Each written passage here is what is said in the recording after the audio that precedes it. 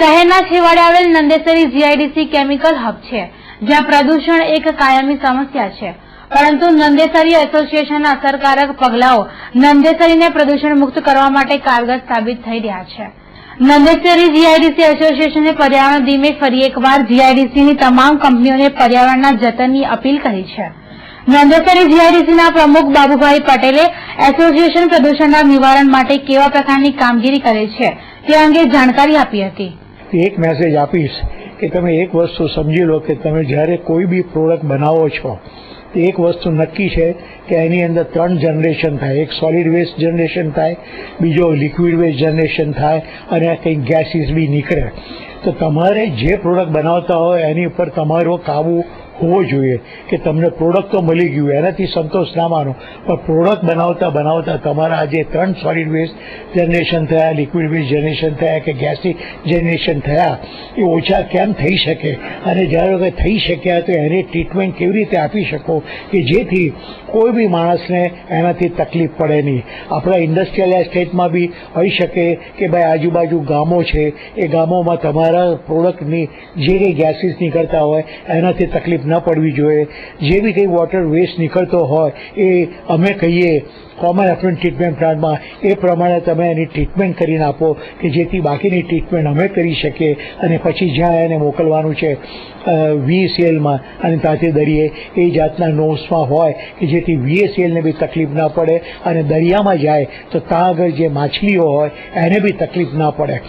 તો નંદેસરી જીઆઈડીસીના પ્રમુખ બાબુભાઈ પટેલે પર્યાવરણ દિવસની શુભેચ્છા પાઠવતા પર્યાવરણ જતનનો સંદેશ વહેતો મૂક્યો હતો. આ એક એન્વાયરમેન્ટ છે અને એના માટે હું દરેકને કહું છું કે ભાઈ વૃક્ષો વાવો. તમારે ત્યાં જમીન ના હોય તો મેં અહીંયા જે જીઆઈડીસીની જમીન છે એનું અમે તમને કહીએ છીએ, પણ પછી જે કંઈ તમને એરિયા આપવામાં આવે એ ડેવલપમેન્ટ તમારે કરવાનું, તમારું બોર્ડ ત્યાં મુકાશે કે જેથી એન્વાયરમેન્ટ ક્લિયર્સમાં આ જે કન્ડિશન છે એ તમે ક્લિયર કરી શકો. બીજી બાજુ નંદેસરી જીઆઈડીસીમાં આવેલ સબરી કેમિકલ પ્રાઇવેટ લિમિટેડ પર્યાવરણના જતનનું સર્વશ્રેષ્ઠ ઉદાહરણ છે. સબરી કેમિકલના એમડી મોહન નાયરની આગેવાનીમાં કંપનીએ પર્યાવરણના જતન સાથે સફળતાના શિખરો પાર કર્યા હતા. 15 વર્ષથી કાર્યરત સબરી કેમિકલ હવે વટવૃક્ષ બની ગઈ છે. સબરી કેમિકલમાં પર્યાવરણની ચૂકને ગંભીર ક્ષતિ ગણવામાં આવે છે. કંપનીમાં પર્યાવરણની જાળવણી માટે અલાયદી વ્યવસ્થા કરવામાં આવી છે, જે અંગે કંપનીના એમડી મોહન નાયરે વિસ્તૃત જાણકારી આપી હતી. હું એવું માનું છું કે પર્યાવરણ આપણા ઘરથી ચાલુ કરવાનું છે. કચરો ઘર બરાબર રાખો, કચરો બરાબર બોક્સમાં રાખો, અલગ અલગ કરીને રાખો. ઘરથી તમે પર્યાવરણ ચાલુ થાય તો પર્યાવરણનો પ્રોબ્લેમ સોલ્વ થઈ જવાનો એકચ્યુઅલી.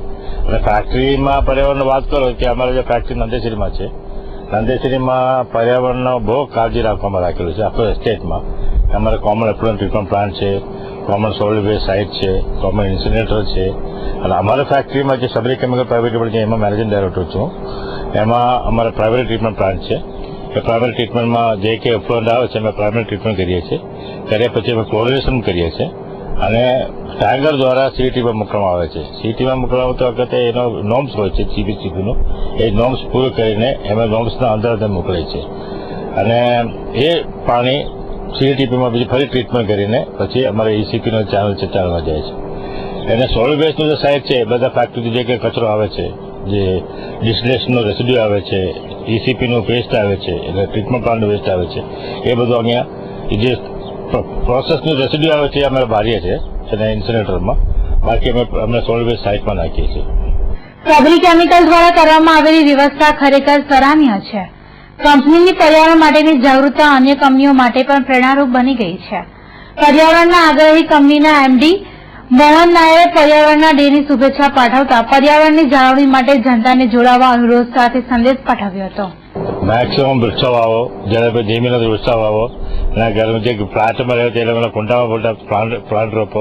આટલા બધા ફ્લેટ હોય છે મેક્સિમમ બરોડામાં, પણ એ બધા ઘરના બહાર કુંડા રાખીને આપણે શું પ્લાન્ટ કરો અને વૃક્ષોથી જ વધારે પર્યાવરણ કંટ્રોલ થાય એવું છે.